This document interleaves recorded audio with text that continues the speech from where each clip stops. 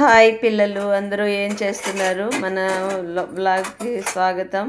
ప్రతిరోజు నా పనులు ఇలాగే ఉంటాయి పిల్లలు అండ్ స్నేహితులు.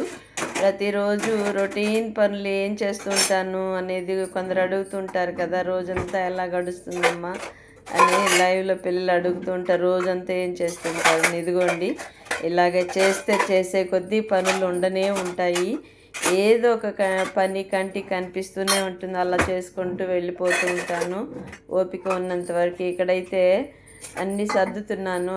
పనమ్మాయి ఉష అన్నీ కడిగి పెట్టేసి వెళ్ళింది, అవన్నీ సర్ది పెట్టుకోవాలి కదా.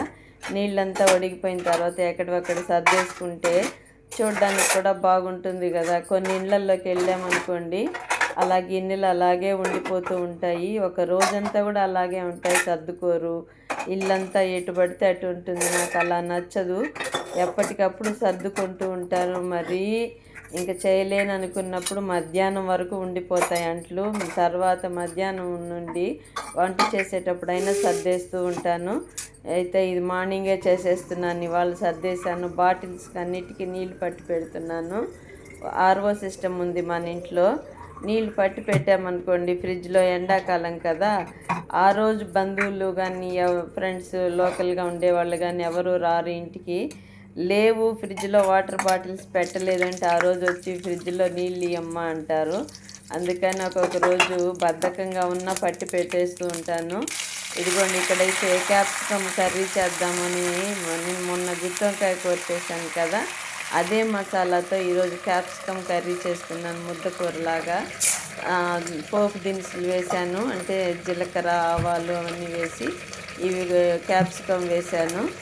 మెంతులు కూడా కొన్ని వేశాను పులుసులోకి. క్యాప్సికమ్ అది ఉడుకుతూ ఉంది. పక్క మునగాకు, మన తోటలో మునగాకు, మన గార్డెన్లో, టెర్రస్ గార్డెన్లో మునగాకు, అది కొద్దిగా వాటర్ వేసి దానిలో సాల్ట్ వేసి మునగాకు శుభ్రంగా కడిగి పెట్టుకున్నాను, అది పెట్టేస్తున్నాను. ఇటెందుకు పొయ్యి మార్చాను అంటే దగ్గరగా ఉంటుంది వీడియో తీయడానికి, అందుకని ఇలాగ పెట్టాను. ఇది ఇంకా అటు బాగానే కనిపిస్తుంది కదా. క్యాప్సికమ్ మసాలా వేసేసాను, మిక్సీ పట్టాను, అన్ని మసాలా దినుసులు అందులోనే ఉన్నాయి. అందుకని ఇంకా మసాలా బాక్స్లో నుంచి డైరెక్ట్గా వేసేసాను. కొద్దిగా కారం తగ్గునట్టు అనిపిస్తే కొద్దిగా కారము, కొద్దిగా సాల్ట్ వేసాను, అందే. వేసేసి మూత పెట్టేసామంటే క్యాప్సికమ్ తొందరగా ఉడికిపోతుంది కదా. ఇక్కడైతే మునగాకు చూడండి, విడిపించినప్పుడేమో ఎక్కువగా అనిపించింది, ఉడికేటప్పటికేమో కొద్దిగా అయింది కదా.